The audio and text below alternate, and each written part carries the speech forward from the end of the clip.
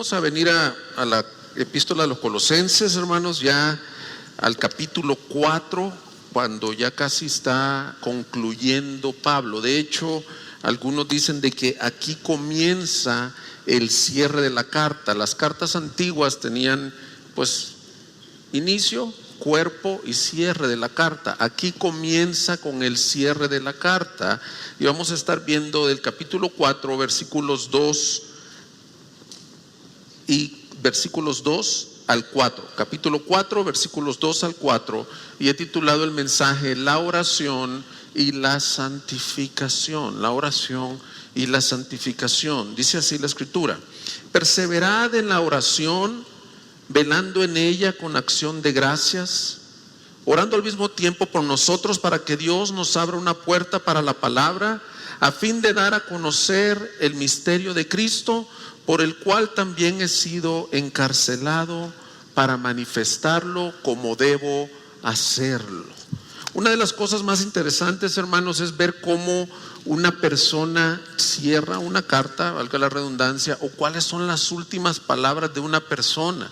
Y particularmente vemos en el apóstol Pablo que él no las escogía al azar. Hay una intencionalidad en lo que él está escribiendo. Y si te fijas, hay una conexión entre eso y lo que nos ha venido hablando anteriormente. Lo que nos ha venido hablando anteriormente es cómo se ve la vida de Cristo. Desde el capítulo 3 dice: los que han resucitado con Cristo se despojan de estas cosas y se visten de estas otras. Tienen una forma de vivir. Pero yo creo que al final esta exhortación y otra exhortación que nos hace más adelante, pero la veremos en otra sesión, nos muestra que esto está ligado a la Cristo semejanza. Esto está ligado a lo que nos ha venido hablando. Está cerrando la carta, pero la exhortación es bien sencilla. La exhortación es a que ellos continúen o permanezcan en oración, que permanezcan en comunión con Dios. Él desde el inicio, por ejemplo en el 2.1, les ha mostrado la carga que tiene por ellos. ¿Recuerdan que decía el 2.1? Si no puedes verlo ahí en tu Biblia, dice: porque quiero que sepan qué gran lucha yo tengo por ustedes y por los que están en la Odisea y por todos los que no me han visto en persona. Esa gran lucha era una carga de ver a Cristo formado, y por eso él decía: yo se los he presentado. Y no solo ha tenido esa lucha, sino que él les dice en el 1.9: por esta razón también nosotros, desde el día que lo supimos, no hemos cesado de orar por vosotros. Pablo, cargado por su pueblo en Colosas, ha estado presentándoles a Cristo, ha estado presentándoles el evangelio, esto de la Cristo semejanza, el misterio de Cristo en el corazón. Ha estado orando por ellos, pero concluye la carta diciéndoles: ahora yo les quiero hacer un encargo. La ilustración que se me viene a la mente es como cuando un hijo va a salir y ya va para la universidad. No sé a cuántos ya les tocó vivir ese episodio, que el hijo, el niño, ya le toca en un momento salir para su escuela. Y entonces tú vienes y hablas con él. Yo no sé qué le voy a decir cuando mi hijo le toque, pero te quiero hacer un encargo. Y el encargo es muy importante. Y es que así como yo he orado por ustedes, ahora ustedes permanezcan en oración. En otras palabras, hoy veremos cómo el llamado a orar está íntimamente ligado con la vida de las personas que han resucitado con Cristo. Es un llamado, es una exhortación. Y no crean que voy a hacer una gran exposición. Vamos a ver algo que pareciera el ABC del cristianismo, pero que muchas veces no lo entendemos así.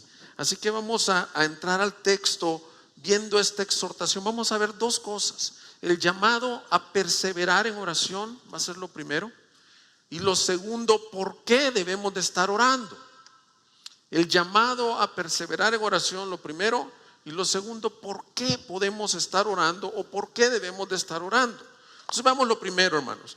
El texto dice: perseveren en oración. Esa palabra perseverar, la mejor traducción podría ser: estén dedicados a la oración, manténganse haciendo algo que ya ustedes deben de hacer. Fíjate, dedicarse o permanecer nos indica que debe de ser la vida del creyente, no una práctica, no un hábito como muchos lo han visto nada más, porque sí incluye un hábito, pero también la práctica, la vida. Por ejemplo, cuando tú dices ese músico es dedicado, ¿qué estamos diciendo cuando decimos que un músico es dedicado? Que la persona practica, hace. Miren, los músicos, hay unos que hacen horas y horas en el piano, escalas hasta perfeccionarse. No solo eso, escuchan música, respiran música. Bueno, la palabra perseverada ahí es que continúes dedicado a la oración. En pocas palabras, la exhortación es: iglesia, nuestro trabajo, nuestra dedicación es permanecer en oración. Puedes decir que es un llamado a que tu estilo de vida sea así. La tarea de cada creyente es estar haciendo esto. Y a lo mejor tú estás preguntándote: ¿y de verdad se puede vivir dedicado a la oración? Yo espero que con este mensaje te des cuenta que sí, porque muchas veces pensamos que no se puede por algunos malos entendidos de qué es la oración. Yo creo, hermanos, que este es un área que ha sido descuidada muchas veces en la iglesia. De hecho, debería de ser la vida normal de los que han resucitado con Cristo. ¿Cómo lo sabemos de este texto? Porque no solo perseverar significa estar dedicados, sino que tiene una connotación de que continúen de esa forma. No es como un mandato nuevo, como algo que nunca han hecho. No es lo mismo que le digas a alguien: mira, comienza una dieta que no incluya ningún carbohidrato. No sé cuántos han hecho ese tipo de dietas que dicen: no voy a comer ningún carbohidrato. Bueno, eso es muy diferente a que le digas a alguien: continúa comiendo de una manera saludable. Es muy diferente. Y para ellos, solo por cómo se entienden las palabras, no les está diciendo un mandamiento nuevo que los iba a sacar así de su entendimiento. Les está diciendo: mira, continúa viviendo de esta forma, absorbiendo de Cristo. La oración del creyente, fíjate, es la comunión íntima con Dios por medio de hablar con Él. Entendemos que somos llamados a velar y orar en oración. Dice no solo que perseveren en oración, sino que les dice: velando en ella con acciones de gracia. Fíjate, el término velar es estar vigilante, es estar prácticamente, si se puede usar este término, perder el sueño. Pero ¿por qué les dice estar velando?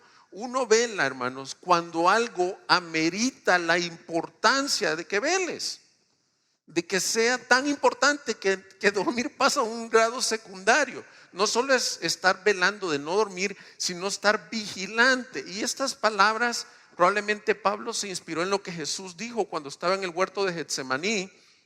La noche que fue entregado el Señor, dice que llamó a sus discípulos y les dijo algo: velad y orad para que no caigáis en tentación. Pablo, a lo mejor retomando las palabras de Cristo, les dice: ustedes, esta debe de ser su vida de los que han resucitado en Cristo. Colosenses: si tu mirada está en lo celestial, si te has despojado del viejo hombre, si te has vestido de Cristo, permanece velando y orando. Esa es la exhortación. Ahorita vamos a describir qué es la oración, qué es la comunión con Dios, pero primero quería que tuviéramos claro, mira, nomás para afirmarte qué es velar. Velar tiene que ver cuando algo es tan importante, ya lo dije ahorita, que tú estás enfocado más en lo importante que en otras cosas. Hace tuvimos la bendición hace 3 semanas ya de recibir a nuestra hija. Y hoy pues vino por primera vez a la iglesia a ver cómo nos va. Pero yo estaba pensando esto, el día previo a que la recibiéramos, nos tuvimos que ir de emergencia al doctor porque mi esposa estaba sintiendo como palpitación o como que no sentía la bebé. Llegamos e inmediatamente, como a las 5 o 6 de la tarde, le pusieron una prueba que le llaman la prueba de estrés. Y entonces esa prueba se está mostrando en un monitor. De 6 de la tarde a 6 de la mañana estuvo siendo monitoreada la bebé. Yo solo te quiero decir esto, ¿cómo crees que pasé yo esa noche? Yo estaba, dormir era secundario en ese momento. Yo me recostaba y cualquier cosita, cualquier ruido, hasta llegó la enfermera y me dijo, ¿sabes qué? Le voy a bajar un poquito porque como que volteas a ver y te pones nervioso, no sabes. Bueno, cuando yo pienso en eso, estuve velando y orando, literalmente. Pienso que muchos deberíamos de tener esta actitud, pero la tenemos usualmente cuando estamos en urgencias, cuando tenemos una persona enferma, cuando tenemos una necesidad. Entonces ahí velamos y oramos. No, lo que está diciendo Pablo aquí es que ese velar y orar debe de ser así, pero por tu alma, porque es primordial, es la forma en que estás conectado a Cristo. No tienes que tener una gran emergencia para estar velando y orando.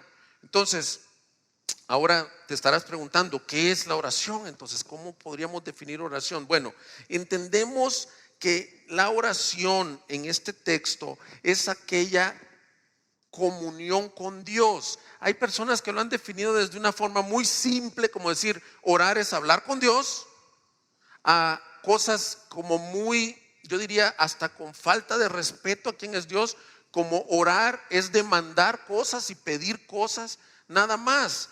Es más que solo hablar con Dios. La oración es la forma en que tenemos comunicación con Dios, comunión con el Señor.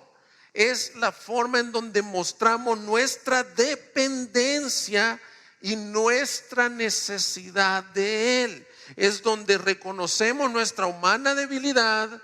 Y no solo reconocemos nuestra humana debilidad, sino tenemos la oportunidad de expresar nuestros afectos al Señor. Y mira qué hermoso, el Señor también se da por su pueblo. Es una comunión mutua. Entonces, muchas personas, hermanos, ven la oración como listas de cumplir, o ven la oración como peticiones, o no sé cómo la hayas visto tú, como demandas. Se enseña, por ejemplo, en este tiempo una oración bien ligera en donde tú proclamas en oración aquellas cosas que quieren. Y dice un autor de un libro, ¿sabes qué sería eso? Ver a Dios como una máquina expendedora de refrescos. Yo le pico a un botón y me da un refresco. Dios no es eso.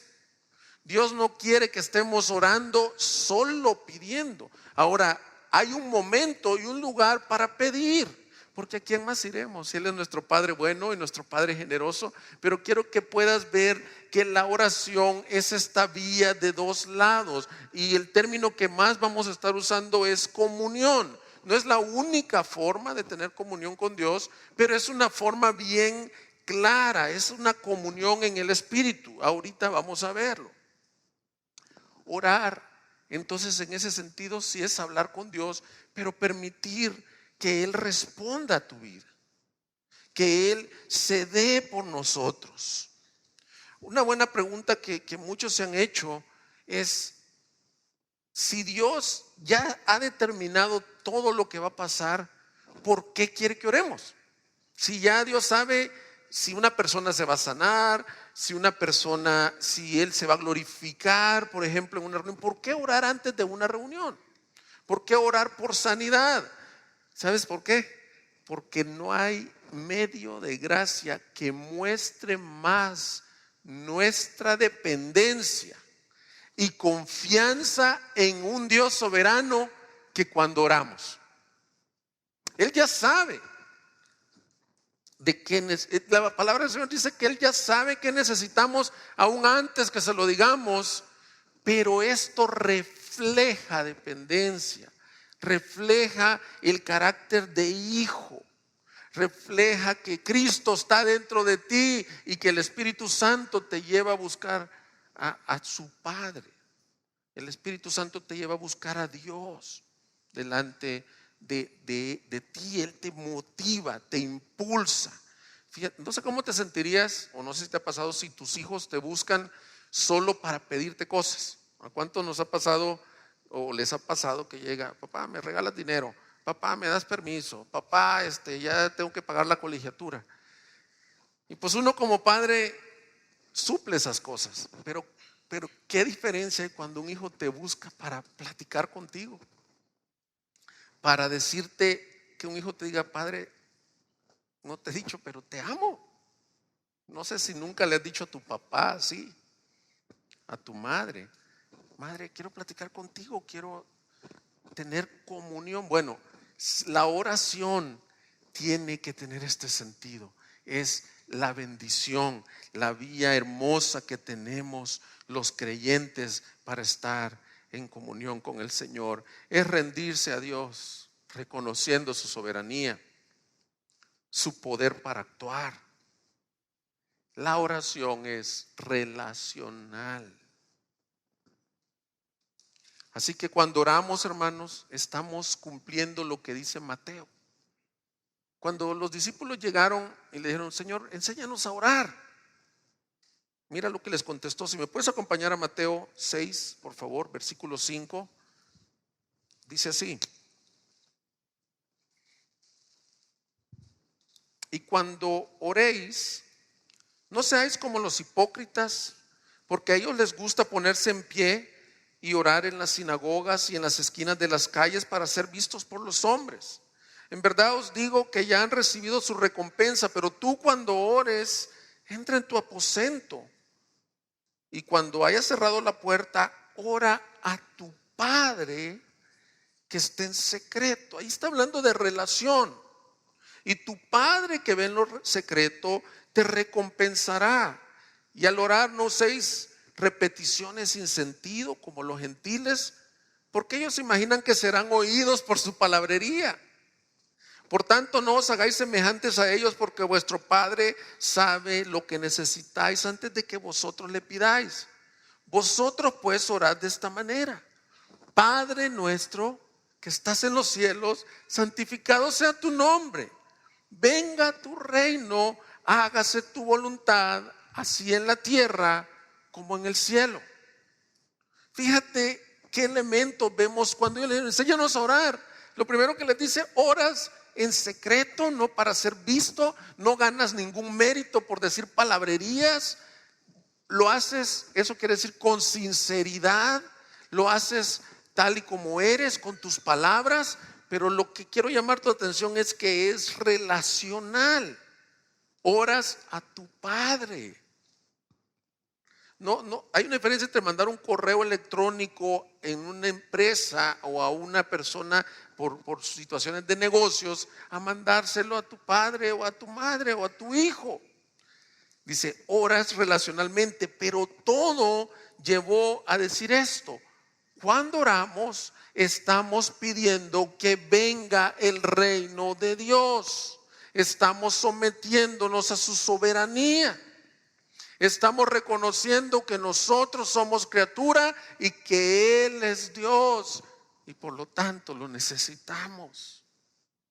Así que, hermanos, mi ánimo en esta predicación es que ya dejes de ver la oración como algo que tienes que hacer, como un hábito a cumplir, que lo puedas ver como la mayor bendición y necesidad que tienes, y que el Dios de los cielos nos está animando a acercarnos a Él en oración. Y Pablo aquí nos dice en este texto: perseveren haciéndolo así, vivan en comunión. Ahora, hay un ingrediente que quiero agregar, que no lo menciona Colosenses, pero el pasaje paralelo de Efesios lo agrega. Es el mismo pasaje, Efesios 6, 18 al 20. Hay un elemento que Pablo por alguna razón lo omitió en los Colosenses, pero se lo agrega en los Efesios, y yo creo que es vital para que nosotros entendamos de qué se trata la oración. Dice: con toda oración y súplica, Efesios 6:18, orad en todo tiempo en el Espíritu.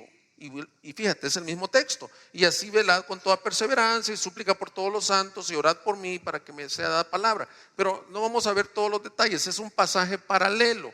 Las cartas de Colosenses y Efesios, como ya lo hemos mencionado, se parecen, pero agrega orad en el Espíritu. Entonces, definiendo oración es tu plática con Dios, en donde Él se da para ti, en donde muestras que Él es soberano, en donde tú reconoces que necesitas y dependes de Él. Pero aquí dice: la oración debe de ser en el Espíritu, y ahí está con mayúscula, hermanos. Eso quiere decir, es una oración guiada, o vamos a usar el término, inflamada por el Espíritu Santo que mora dentro de ti.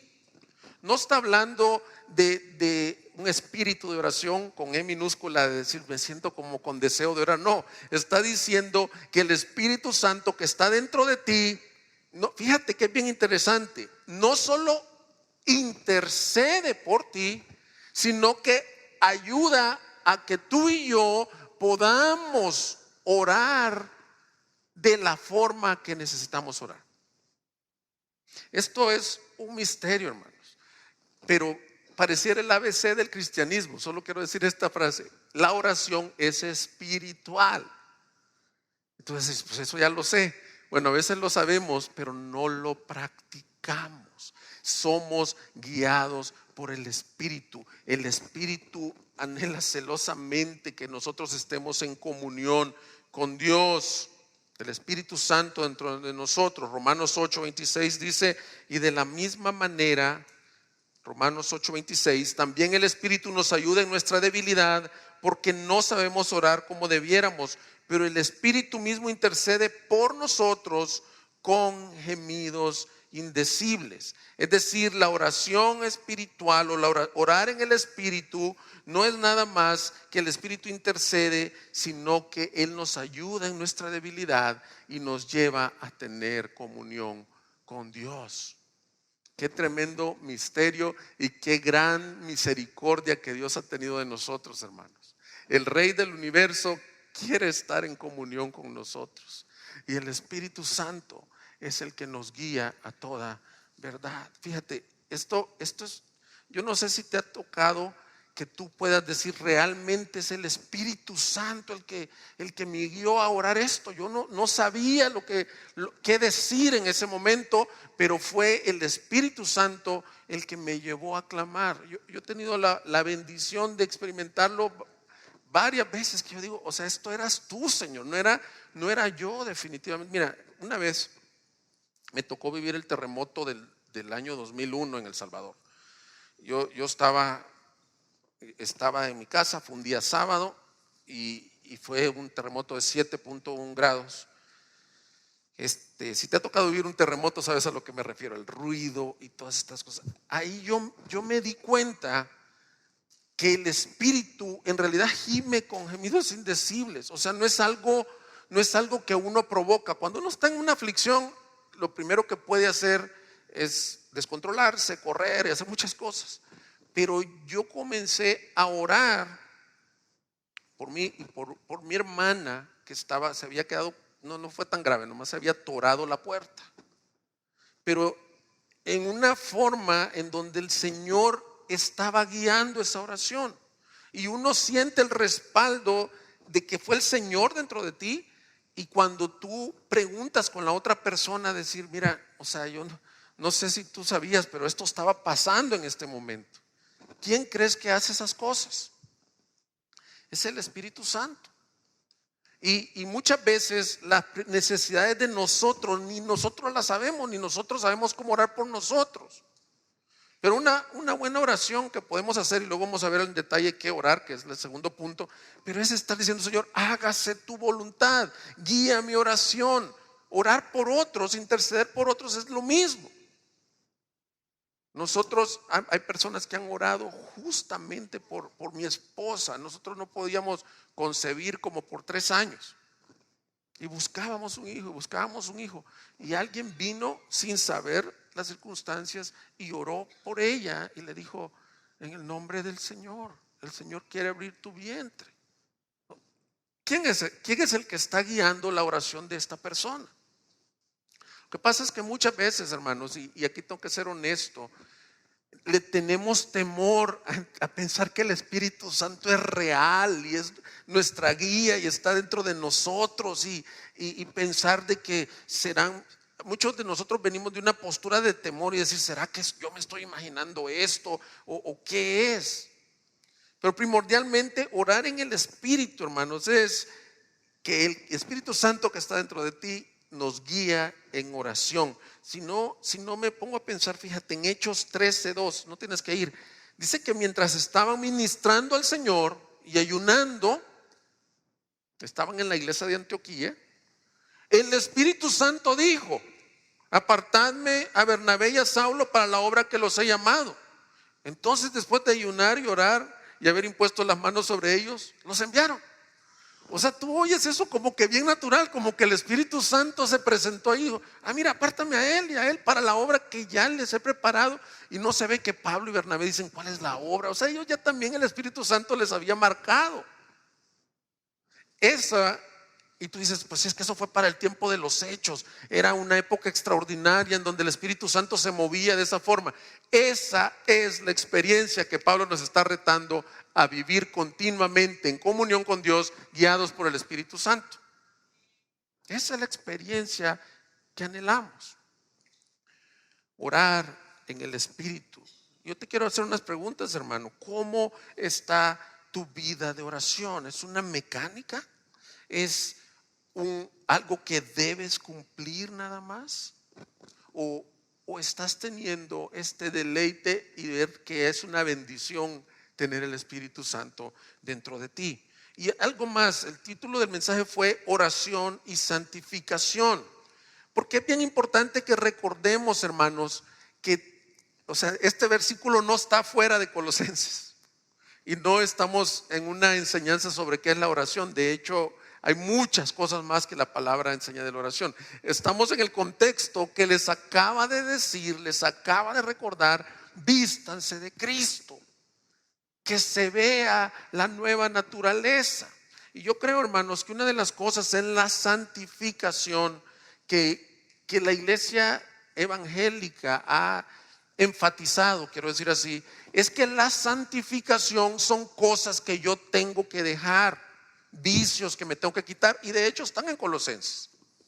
Despojarte de los vicios, de la lujuria, de las relaciones en donde tu egoísmo impera. Está, pero como que ha sido el énfasis. Pero la santificación también tiene otra cara y tiene que ver con ya lo vimos, con lo que somos en nuestra unión con Cristo, pero también tiene que ver con esto de poder estar en comunión, acercándonos en amor. Tiene que ver con devoción. Y eso muchas veces no se ha enfatizado. ¿Quién es una persona santa? Pues el que no peca, el que no baila, el que no fuma, el que no toma, el que habla correctamente. Y eso podría generar una confusión entre santificación y moralismo y buena conducta. Pero también la Biblia muestra que una persona santa es una persona devota a Dios, que está entregada a Dios, que vive en comunión con Dios. Y esa es la parte que yo creo que este texto puede reforzar. Recuérdate que en la santidad, quiero hacer una aclaración, en la santificación, a diferencia de la justificación, el hombre participa en cierta forma. La justificación es un acto legal de Dios en donde Él te declara justo por su pura gracia y uno no tiene nada que hacer más que recibir la gracia de Dios. Pero la santificación, hemos venido aprendiendo, es el proceso en donde nos movemos a Cristo semejanza. ¿Y en qué partes participamos? Bueno, por ejemplo, no participamos en la regeneración de nuestro corazón. Eso es de Dios. En la conversión de una persona es nomás el Espíritu Santo. Pero sí participamos, entre otras cosas, viviendo aferrados a Cristo, viviendo en comunión con Él. Es una parte activa del creyente, impulsado por la gracia, impulsado por la nueva naturaleza que está dentro de nosotros. Y lo que quiero llegar es que esta parte de la santificación es: tú debes de estar orando para crecer en santidad. Tú debes de estar tomando de la vid. Tienes que estar chupando si puedo usar el ejemplo de Cristo, para que Él haga la obra de santificación también que ya ha prometido para nosotros. Mira Juan 15. ¿Cuál es tu rol en la santificación? Permanecer en comunión con Cristo. Juan 15, versículo 1. Yo soy la vid verdadera y mi Padre es el viñador. Todo sarmiento que en mí no da fruto lo quita, y todo el que da fruto lo poda. Todo el que da fruto lo poda para que dé más fruto. Vosotros ya estáis limpios por la palabra que os he hablado. Y luego les dice el versículo 4: permaneced en mí y yo en vosotros. Como el sarmiento no puede dar fruto por sí mismo si no permanece en la vid, así tampoco vosotros si no permanecéis en mí. ¿Cuál es la relación activa de santificación? El creyente, al estar unido a Cristo por la naturaleza nueva, por la unión con Cristo, va a dar fruto. Pero nosotros, le dicen un imperativo: debemos de permanecer. Y este es un término que muchas personas malentienden. Dicen: entonces yo me tengo que agarrar de Cristo. O sea, no tiene que ver con agarrarse, sino que tiene que ver con estar. Es caminar con Dios, es la vida de caminar. O sea, permanecer es continuar en esa relación. No lo veas como el que si me suelto me caigo y ya no doy fruto. No, es continúa dependiendo del Señor, viviendo una vida de oración. Veamos el versículo 5. Le puedo decir: yo soy la vid, vosotros los sarmientos. El que permanece en mí y yo en él, ese da mucho fruto, porque separados de mí nada podéis hacer. Si alguno no permanece en mí, es echado fuera como un sarmiento y se seca, y lo recogen y lo echan al fuego y se queman. Si permanecéis en mí, mis palabras permanecen en vosotros, pedid lo que queráis y os será hecho. Aquí la ilustración es que la única manera de vivir de un creyente es permaneciendo agarrado del Señor. Y en el texto que estamos viendo, creo que la oración es una de las formas en donde yo puedo estar gozando de esta comunión. Y mira, hay personas que entienden que orar es nada más un tiempo íntimo en mi closet o en mi cuarto, y ya oro, y como que si salgo de la casa y ya se quitó eso. No, la palabra permanece. Tú puedes estar orando en todo tiempo. De hecho, si te fijas en el 3, un poquito antes de lo que estamos, decía después que la palabra de Cristo mora en abundancia en vuestros corazones, cantando entre vosotros con salmos, himnos y cánticos espirituales. Y dice, bueno, exhortando, amonestándoos, pero dice: todo lo que hacéis, hacedlo en el nombre del Señor Jesús. Y esto nos da una indicación de cómo podemos vivir el día a día. No se trata de que ya oré, ya cumplí. Y sería bien trágico si tu matrimonio lo guiaras así: decir, mira querida esposa, me han encargado en la iglesia que pues crezcamos en tener pláticas y tener comunión unos con otros, así que vamos a tener una plática a las 6 de la tarde los miércoles y otra cita a las 8 de la mañana los viernes, y nada más. No, tú vives con tu esposa, tú caminas con tu esposa, tú desarrollas una relación con tu esposa a diario, aun cuando te estás equivocando. Y cuando no estás haciendo tu rol como hombre o tú como esposa, pues están viviendo en comunión. De igual forma es caminar en comunión con Cristo. ¿Tienes tiempos formales de oración? Gloria a Dios. En donde venimos a su palabra y su palabra nos anima a orar cosas que nosotros ni nos esperábamos. No sé si te ha pasado que estás leyendo la palabra y dices, o sea, yo lo veo a veces con mi esposa, le digo, necesitamos una respuesta del Señor. Dios no te va a hablar así como en un sueño, te va a decir, sí, esta es la respuesta de Dios para tu vida. No, pero fíjate en la bondad de Dios. Tú estás ahí en tu tiempo con el Señor y lees una palabra en donde se apropia justamente a la circunstancia que estás viviendo. O sea, ni siquiera dudes. ¿Quién crees que te está respondiendo? Es el Señor. Y nosotros impulsados por eso, cuando leemos los salmos, no solo es decir, voy a leer el Salmo 23, el Señor es mi pastor. Señor, tú eres mi pastor. No, es en ese momento decir, por medio del Espíritu Santo, ilumíname, qué tan buen pastor has sido conmigo. Y tú respondes y estás orando. Pero no se termina ahí. Si no, sería como el ejemplo que te di. Terminó la plática con tu esposa y te fuiste. No, te subes a tu carro y puedes estar en comunión con Dios. Estás haciendo la fila en el banco, estás haciendo la fila en el puente, estás trabajando. Entonces estás honrando a Dios. No quiero usar el ejemplo como decía Cuauhtémoc, que hay personas que dicen, no, pues aquí voy a honrar al Señor y estoy leyendo la Biblia a las horas de trabajo. No se trata de eso. La comunión es íntima, es en el Espíritu, es encomendando cada cosa que hacemos delante de Él. ¿Cómo está tu vida de dependencia en oración, hermanos? ¿Cómo podrías contestar a esta pregunta? ¿Paso yo con el Señor? No pienses cuánto tiempo pasas. ¿Estoy caminando con Cristo por medio del Espíritu Santo que mora dentro de mí cuando trabajo, cuando manejo, cuando estoy antes de una prueba u otra?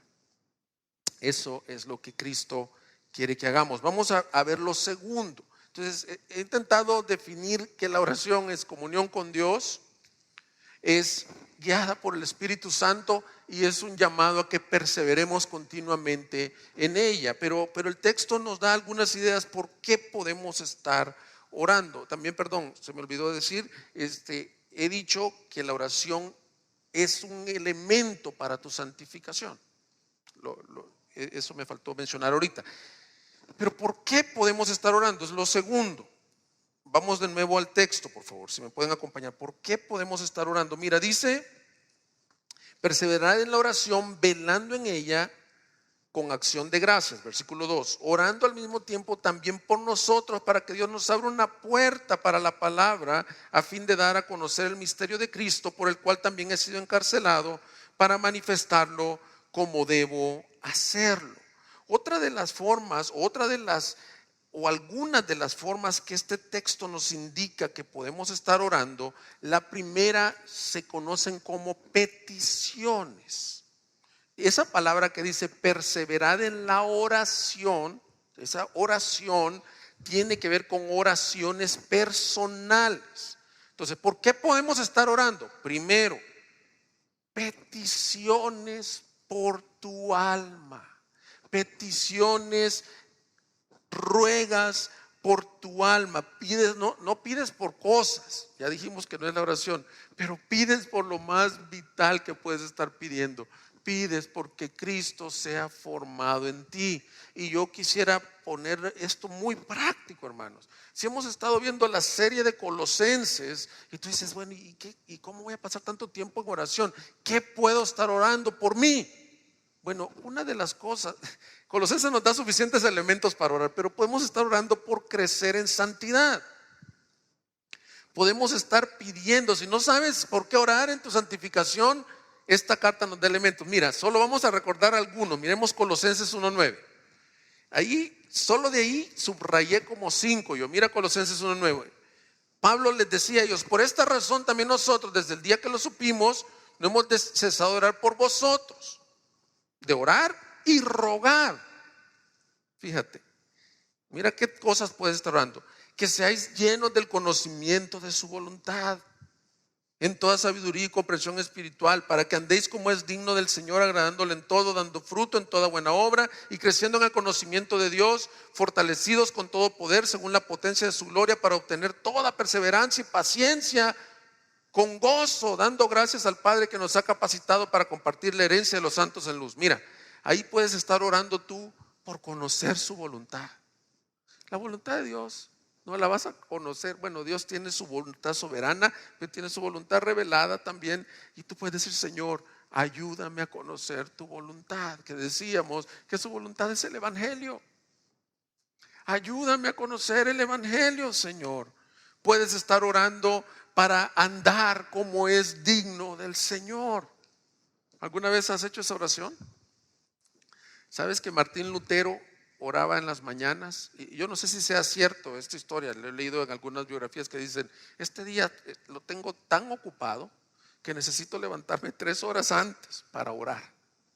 En lugar de lo contrario, lo tengo tan ocupado que no tengo tiempo para orar, necesito levantarme 3 horas antes. Y en una de sus oraciones decía: permite que esta débil criatura te dé la mayor gloria que te puede darse. ¿Has orado tú: Señor, permíteme agradarte en todo? Permíteme agradarte como padre, como esposo, como siervo. Todas las aplicaciones que vimos en Colosenses 3. Luego, solo estoy pensando en las del 1:9.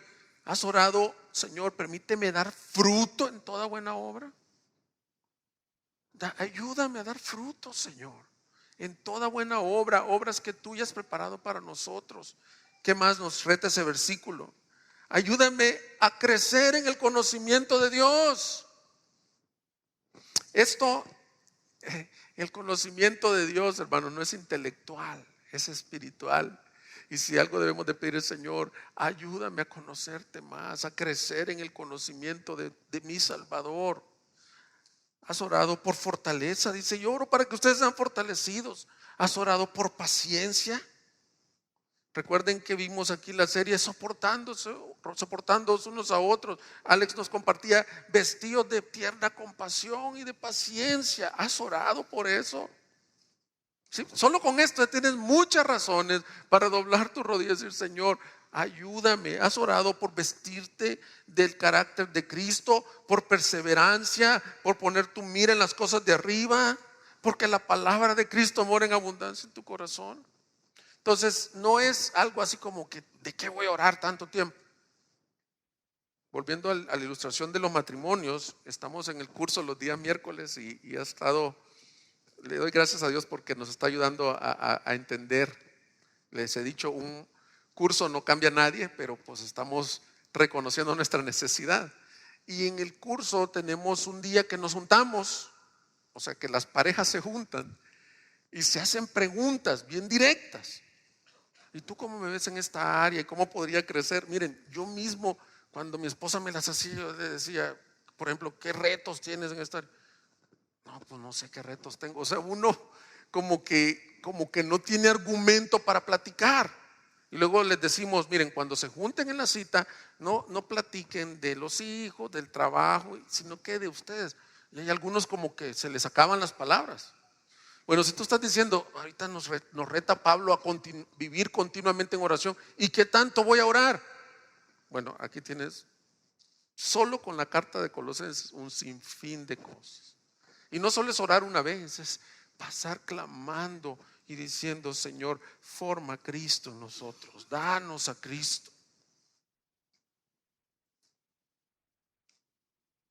Como ya lo vimos, hermanos, en el 3:17, nuestras oraciones, fíjate qué hermoso es esto, son aceptadas, o sea, aceptadas, no por nuestro mérito. Y aquí hay que tener cuidado. Hay personas que piensan que porque lloraron, o porque pasaron unas 2 horas en oración, o porque lo hacen sin fallar, entonces Dios me debe de estar aceptando más. No, hermanos, la buena noticia es que nuestras oraciones son aceptadas nomás por algo: si son hechas en el nombre de Jesús. ¿Qué significa orar en el nombre de Jesús? Significa en los méritos de aquel Salvador. No solo en los méritos, fíjate, en la autoridad. Es como cuando alguien va con la autoridad no es lo mismo que tú llegues a un banco y digas, quiero hablar con el gerente. Dicen, pues, ¿de parte de quién? No, pues necesito hablar con el gerente. Que te diga, el presidente del banco me manda, aquí está una firma de él, a que hable, con el gerente de esta sucursal. ¿Qué van a hacer? Te van a abrir la puerta inmediatamente. Eso es lo que Pablo está diciendo en Colosenses 3:17. Y todo lo que hacéis de palabra de hecho, hacedlo en el nombre del Señor Jesús, dando gracias por medio de él a Dios el Padre. Nuestra oración no es por nuestros méritos, ni porque somos buenos, ni porque nos van a recibir, porque nos tiene mucha misericordia el Señor. Sí es cierto todo eso, pero por los méritos de Cristo.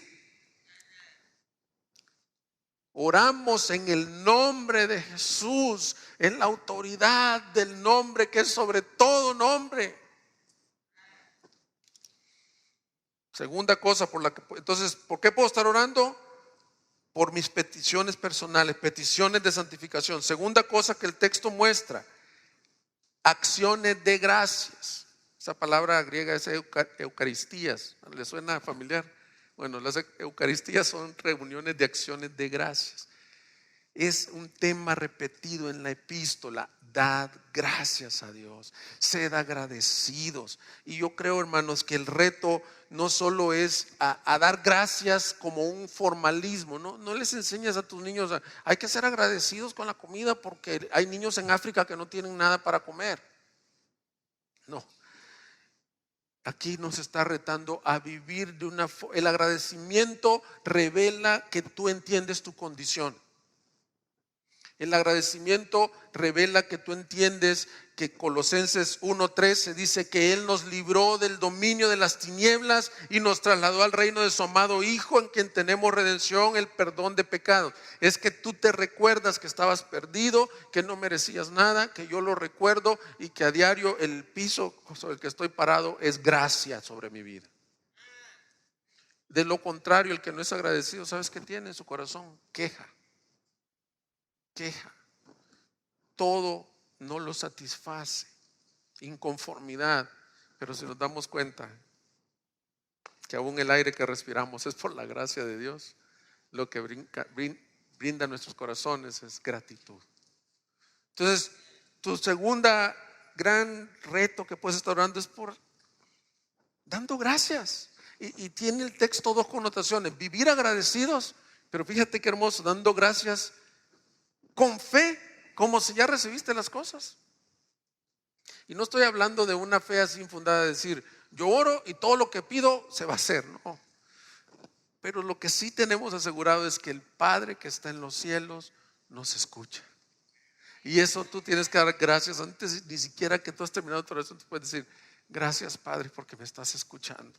Señor, y lo que sea que venga la respuesta, si no es lo que yo esperaba, si yo esperaba una sanidad, pero a ti te plació dejarme con la enfermedad, yo aún ahí te voy a dar gracias, Señor, porque se está cumpliendo lo que dice el Padre nuestro: venga tu reino, hágase tu voluntad. Siempre podemos dar gracias porque Dios está cumpliendo su propósito en nuestras vidas. Amén. No solo damos gracias con las cosas buenas, para nuestro entendimiento, buenas como bendiciones económicas o materiales o salud. Aprendamos a ser agradecidos, porque aunque no es esta alma, dice el himno, aunque esta alma pereciera y aunque quitaran todos los bienes de mí, ya tengo asegurada herencia eterna en los cielos. Ya esa es suficiente razón para estar agradecidos. Tercera cosa por la que podemos estar orando: por una puerta para la palabra. A esto se le llama rogativas. Y Pablo cambia y está diciendo, oren por ustedes, permanezcan en oración. Pero al final le dedica 2 versículos a que nuestras oraciones también sean oraciones de rogativas. Rogativas, y él tiene específico una intercesión por él. Pero mire qué tremendo este siervo de Dios, que no dice, ore para que me vaya bien, para que me bendiga, para que no me vayan a apedrear otra vez, para que no vayamos a naufragar. No, ustedes, les pido algo, les encargo que oren para que la palabra de Dios tenga una puerta abierta. Este hombre sabía cuál era su misión. Este hombre sabía qué es lo que quería, y eso es un reto que nosotros podemos tener. Yo te quiero preguntar esto, hermanos. ¿Tú oras por puertas para la palabra? ¿Tú oras para que cuando estés con tus vecinos, Dios te dé una oportunidad para hablar la palabra? ¿Tú oras para que de esta iglesia Dios nos abra una puerta grande en donde prediquemos la palabra? Decía el doctor Martin Lloyd Jones que la oración es vital en la vida de un predicador, que todos los grandes predicadores que han conocido de todos los tiempos han sido dependientes de la oración y han tenido personas que los apoyan en oración siempre. Y tú lees las biografías de los grandes avivamientos, siempre estaba a lo mejor el predicador, pero detrás de él 30, 40 personas dedicándose a orar para que el Señor abriera puertas. Pero tú dices, pues yo no soy predicador, entonces no encuentro mucha aplicación en esto que dices. Bueno, sí tienes dos aplicaciones. Una es que tú puedes orar por nosotros como predicadores. Y aquí, sin ir tan lejos, fieles a su llamado, no lo veas como una conferencia nada más. Señor, abre puertas para tu palabra en este país que te necesita tanto. Y no solo eso, la aplicación más directa que este texto te dice, orad por mí, sí, pero también ora por ti. Para cuando estés en tu trabajo, Señor, permítele hablarle a mi jefe, permítele hablarle a mis suegros que no te conocen, permíteme con mi vecino. Es increíble cómo el mundo necesita escuchar del Señor y que tampoco oramos por esto. El apoyo misionero que tú puedes dar, el apoyo a los predicadores es orando porque Dios abra puerta con tu palabra. Cuarta cosa por la que puedes orar, para que el misterio de Cristo sea presentado claramente. Una cosa es que Dios abra puertas, oportunidades, pero el misterio de Cristo precisamente es un misterio que estaba escondido, que no era algo revelado, que no era algo que se podía entender. En pocas palabras, el evangelio, hermanos, no es algo que lo puede entender una persona porque es profesionista, porque es muy inteligente en la universidad. Para que alguien entienda el evangelio se requiere el milagro de la gracia de Dios y el Espíritu Santo que quite la venda de los ojos. Entonces tú puedes estar orando para que Dios, cuando estamos predicando, revele el misterio del evangelio y de Cristo a las personas, pero puedes estar orando para que tú mismo, para que el Espíritu Santo abra tus ojos y te muestre a Cristo y veas el misterio del evangelio. Mira cómo lo decía él, a fin de dar a conocer el misterio de Cristo, por el cual también he sido encarcelado, final del versículo 3, para manifestarlo como debo hacerlo. O sea, Pablo, su carga no era, Señor, quita todo obstáculo para que yo claramente le exprese a las personas el misterio de Cristo. Y yo, hermanos, he orado esta mañana y muchas veces para que el Señor revele el misterio de quién es Él a ustedes. Pero ¿sabes qué es lo más interesante? No solo oro cuando voy a predicar, ¿sabes que esta es una de mis oraciones personales más constantes? Señor, revélate a mi vida, revélame el evangelio. O sea, podemos entender, sí, la santificación es hacer esto y hacer esto otro, pero realmente lo entiendes con una iluminación espiritual. Recuerda cuántas veces en el texto de Colosenses el Señor nos dijo que Él quiere que crezcamos juntos en el conocimiento verdadero de Cristo. Él les dice por ejemplo, el capítulo 1, 27 dice, a quienes Dios quiso dar a conocer cuáles son las riquezas de la gloria de este misterio entre los gentiles, que es Cristo en vosotros, la esperanza de gloria. Él dice, a ustedes Dios les quiso dar a conocer este misterio. Y les pido ahora, dice Pablo, que ustedes oren por mí, para que otros que me oigan, yo se los exprese como debo hacerlo. Hermanos, en conclusión, quiero concluir este mensaje diciéndote esto. La oración muestra que nuestra dependencia de Cristo es vital para nuestras vidas. Debemos de estar orando por nuestras almas y debemos de estar intercediendo por otros para que el reino de Cristo avance. Pero quiero hacer una aclaración, y es que ninguna de nuestras oraciones fuera aceptada si no hubiera sido la obra de Cristo en la cruz. Por la razón que el Dios del universo, que creó todas las cosas, que no tendría por qué acercarse a nosotros, que no tendría por qué escucharnos, nos escucha y nos atiende y quiere estar en comunión con nosotros, por la única razón es porque Cristo, cuando expiró en la cruz, rasgó el velo de arriba abajo y dijo: consumado es. Y ahora todos los que hemos puesto nuestra fe en Él tenemos un acceso al Padre por su gracia. Y la oración, en lugar de dejar de ser un deleite y un hábito nada más, debería de ser nuestra mayor bendición. Dice Hebreos 10:19, y quiero concluir con esta invitación.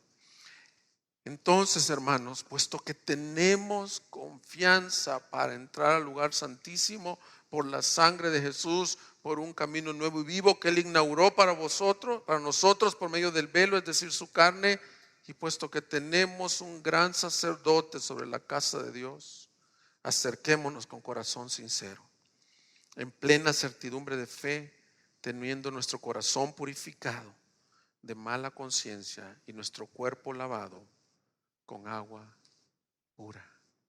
Acércate al Señor, come de Él, bebe de la vid.